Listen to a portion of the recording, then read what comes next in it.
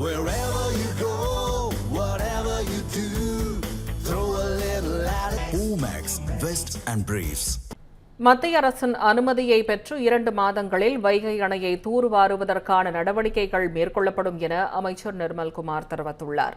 வைகை அணையை ஆய்வு செய்த பின்னர் இது தொடர்பாக அவர் அளித்த பேட்டியை மினி டாக்ஸ் பகுதியில் காணலாம். அதாவது வைகை ஆறு உங்க எல்லாரும் தெரியும் 70 வருஷத்துக்கு மேல கட்டப்பட்டதுல இருந்து தூர்வாரப்படவில்லை. நிறைய இடத்துல டெபாசிட் அதிகமா இருக்கு, மணல்களை குவியல்கள் அதிகமா இருக்குன்னு சொல்லிட்டு இருக்கு.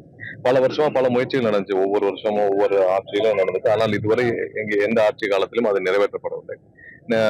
கடந்த ஒரு வாரமா இது சம்பந்தமான ஆய்வுக் கூட்டங்கள் நிறைய நடத்திருக்கோம். அதுல இருந்து 18% இருந்து 20% வரைக்கும் வந்து இப்ப டெபாசிட்ஸ் இருக்கும். அதாவது நீர்பிடிப்பு பகுதிகளில் டெபாசிட்ஸ் இருக்கும்னு சொல்லி ஒரு கால்குலேஷன்ஸ் சொல்லியிருந்தாங்க.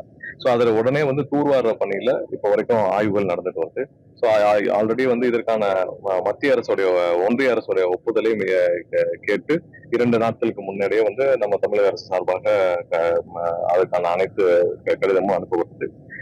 என்விரான்மெண்டல் கிளியரன்ஸுக்கும் 2 நாட்களுக்கு முன்னாடியே கடிதங்கள் கொடுக்கப்பட்டிருந்துச்சு. இதுல ஏற்கனவே போட்ட ஆர்டர் வந்து பெண்டிங் இருக்கு. அதாவது 8 வருஷம் முன்னாடி போட்ட ஆர்டரும் அப்படியே இருக்கு. ஸோ அதனால புதிதாக ஆர்டர் போட்டதுக்கான வேலைகளும் பண்ணிட்டு நடந்துருக்கு. முழுசமா ஆய்வு பண்ணிட்டு இது எத்தனை வருஷம் இதை நடத்தணும்னு எத்தனை வருஷம் இதை மொத்தமாக நம்ம வந்து தூர்வாரும் பணிகள் எத்தனை வருஷம் நடக்கும் சொல்லி பார்த்துட்டு இருக்கோம். இப்போ இதுவரை வந்து பார்த்தீங்கன்னா விவசாயிகளுக்கு மட்டும் வண்டல் மண் அவங்களுக்கு தேவையான மணல் எடுக்க எல்லாருக்கும் அப்ரூவல் இருக்கு. ஸோ அதுபடி எடுத்துட்டு இருக்காங்க. பட் அது போதுமானதாக இருக்காது. ஏன்னா நம்ம வந்து இப்ப இருக்கிற ஆய்வுப்படி நடந்தாலே வந்து 9 வருஷம் ஆகும்னு சொல்றாங்க. அதாவது மூன்று பேஸா இதை பண்ணணும்னு. பட் அதற்கு முன்னாலேயே விரைவாக முடிக்கும் பணிகள்ல திட்டமிட சொல்லியிருக்கோம். ஏன்னா எவ்வளவு தூரம் இதை விரைவாக முடிச்சு இது உடனே வந்து இந்த இருக்க மணல் திட்டுகளை எல்லாம் அகற்றி தூர்வாரும் பணிகளை உடனே முடிக்கிறதுக்கு எவ்வளவு துரிதமாக முடிக்க வேண்டும் சொல்லி திட்டமிடும் பணிகள் நடந்துட்டு இருக்கு. அதனால விரைவில் ஒன்றிய அரசுடைய அப்ரூவல் கிடைச்சு முடிச்ச பிறகு நம்மளுடைய என்விரான்மெண்டல் கிளியரன்ஸ் வந்து 1 மாசத்துல முடிக்கிறதுக்கான பணிகளை தீவிரமாக முதல்வரும் உத்தரவிட்டிருக்கோம். ஏன்னா நீர்பிடிப்பு பகுதிகளில் 18% இருந்து 20% வந்து இல்லாத போது அதிகமான நீர்களை தேக்க முடியாது. 20% நீர்களை இப்ப இருக்க இதுல வந்து தேக்க முடியாத சூழ்நிலை இருக்கு.